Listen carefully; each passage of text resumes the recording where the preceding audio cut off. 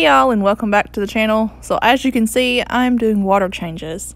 It is 1:06 and I need to start on this tank while the other tank is filling up. So this tank is my 120 gallon. All my tanks get water changes every single week, 80 to 90%, and today is its turn. So before we actually start changing the water, I go ahead and take off the 3 filters and clean them. This is a weekly event. Every time I change the water in the tank, I do this thing that you are seeing me do now. So I take everything out of the filter and clean it in this 1 gallon pitcher. The water that is in this pitcher is directly from the aquarium itself. If you use tap water, which people tend to do, especially newbies that don't know, if you do that, you can actually kill the beneficial bacteria within the filter media due to the chlorine. So don't do that. So I also take the sponges out and rinse them, and that is what the water looks like just from 1 filter, and that is just 7 days of crud. So imagine if you don't clean your filters weekly like I do, how much junk you're going to get from them. They also will clog if you don't clean them.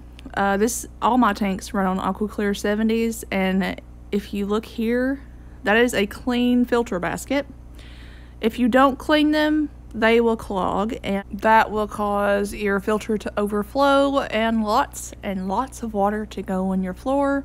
And I say that because I've done it before. So yeah, that's another reason why I do not wait between water changes. I don't do filters every other week. I do them every single week to make sure that that does not happen.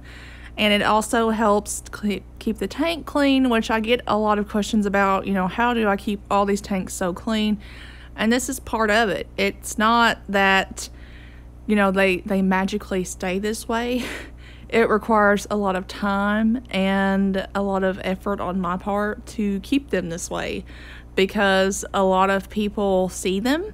And, you know, with my parents being here, my mom was very persistent when I started keeping all of these tanks that they were my responsibility, and they needed to look their best all the time.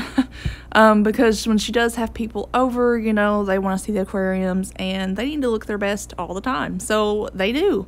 And it's a lot of work, but you know, when you enjoy doing something, it's really not work. To me, cleaning all this, cleaning the tanks, the filters, it's kind of second nature to me. I just do it. It's kind of like when you're driving home from work and you're suddenly home and you don't remember how you got there just because you're so used to doing it. That's kind of like that with aquariums with me. So I do the exact same thing you saw to the other 2 filters. So they're all cleaned the exact same way. I just time-lapse this because I didn't think that you really wanted to see me do that 3 times. It's really not that interesting, but people were really curious how I do this, so I decided that I would do this quick little video today during water change day and show you guys how that I do all this. So now we are doing the water change itself, and while the water is draining, I will come in and clean the glass and get some of the algae off the decorations. Every other week, the decorations all come out and get cleaned and rinsed off, and all the algae comes off and whatnot. That's every other week. I did that last week, so that doesn't happen this week.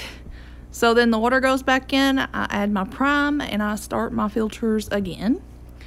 And this is what it looks like after it's done.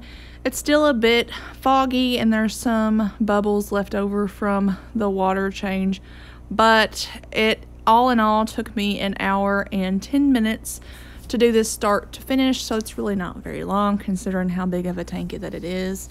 I also make sure that every week I siphon the gravel and make sure that there's no poop or anything left in there, because that can cause you water quality issues. So that is how I clean my tanks, and I hope you enjoy the video, and I'll see y'all next time.